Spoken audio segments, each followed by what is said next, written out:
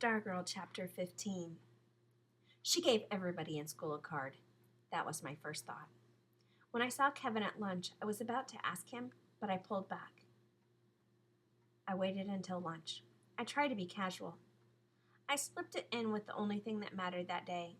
The school was in mourning. The game, the loss, the tomato. Oh yeah, incidentally, speaking of Stargirl, did you happen to get a card? He looked at me funny. She gave them to her homeroom, I heard. Yeah, I said. That's what I heard too. But was that all? Didn't she give them to anybody else? He shrugged. Not to me. Why? You get one? He was looking across the lunchroom, biting into a sandwich, yet I felt he was grilling me. I shook my head. Oh no, just wondering. Actually, I was sitting on the card. It was in the back pocket of my jeans. Meanwhile, all eyes in the lunchroom were on Stargirl. I think we half expected to see traces of red still clinging to her face. She sat at her usual table with Dory Dilson and several other friends. She seemed subdued. She did not play her ukulele. She did not play with her rat. She just ate and talked with the girls at her table. As lunch period was ending, she got up but did not head straight for the exit. Instead, she detoured in the direction of my table. I panicked. I jumped up, grabbed my stuff, blurted, "Gotta go," left Kevin with his mouth hanging, and took off. Not fast enough. Halfway to the door, I heard her behind me. "Hi, Leo." My face got warm. I was sure every eye was turned to me. I was sure they could all see the card in my pocket. I pretended to look at the clock. I pretended I was late for something.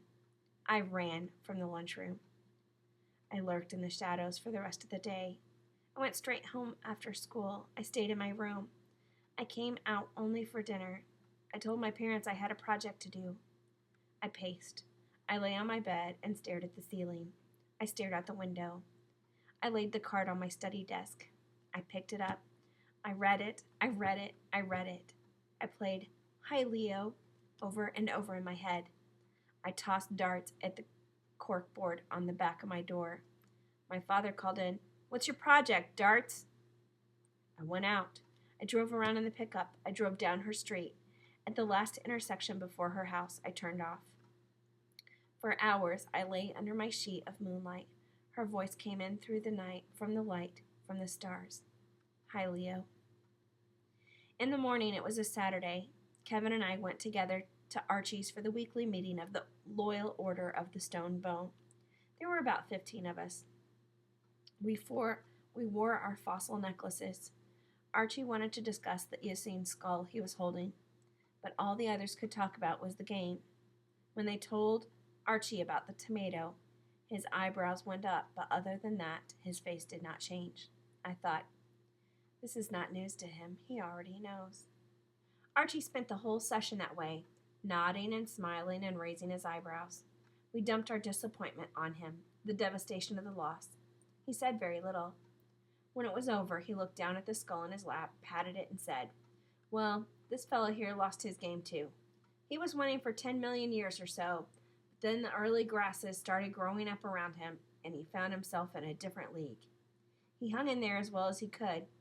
He scored his points, but he kept falling farther and farther behind. The opposition was better, quicker, keener. In the championship game, our boy got annihilated.